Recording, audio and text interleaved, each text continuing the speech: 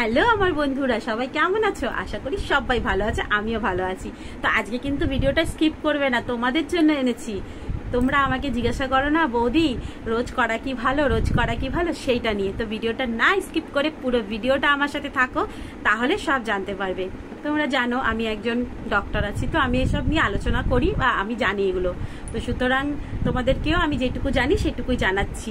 এত বড় জ্ঞানী পণ্ডিত হয়ে যায়নি যে সবকিছু জানবো, তাও একটুখানি জানি, সেটাই তোমাদের জানাচ্ছি।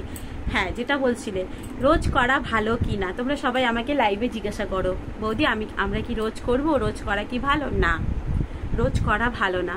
দেখো, আমাদের এটা শরীর, বুঝেছো?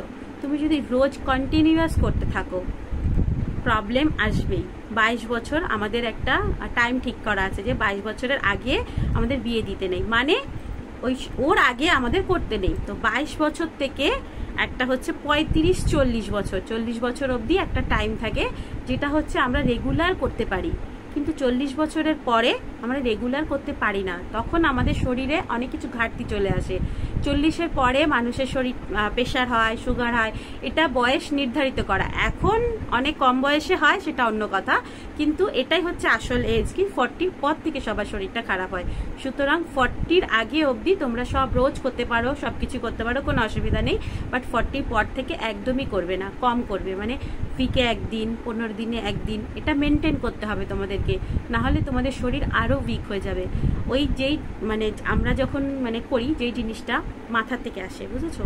মাথা থেকে ডাইরেক্ট আমাদের শরীরে আসে। তো মাথার মধ্যে ওটা বারবার রোজ রোজ রোজ রোজ রোজ রোজ রোজ রোজ না প্রবলেম হয়ে যায়।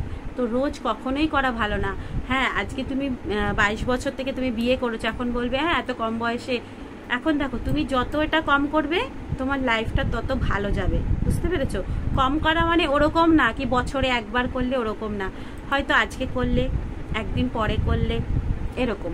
তো সুতরাং রোজ করা ভালোই না, কোনোটাই ভালো না। তুমি কম বয়সে করো কি আগে করো, কম বয়সে তো একদমই 22-এর আগে তো করা ভালোই না, 22-এর পরে রোজ করা ভালো না, বুঝেছো?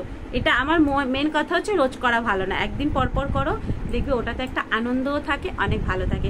যদি পারো তো সপ্তাহে একদিন করো, আরও ভালো লাগবে। তুমি যত কম করবে তুমি তত বয়স অবধি করতে পারবে, আর তুমি যত আগে আগে বেশি বেশি করে যাবে তত তুমি বয়সে কম করতে পারবে, বুঝতে পেরেছো?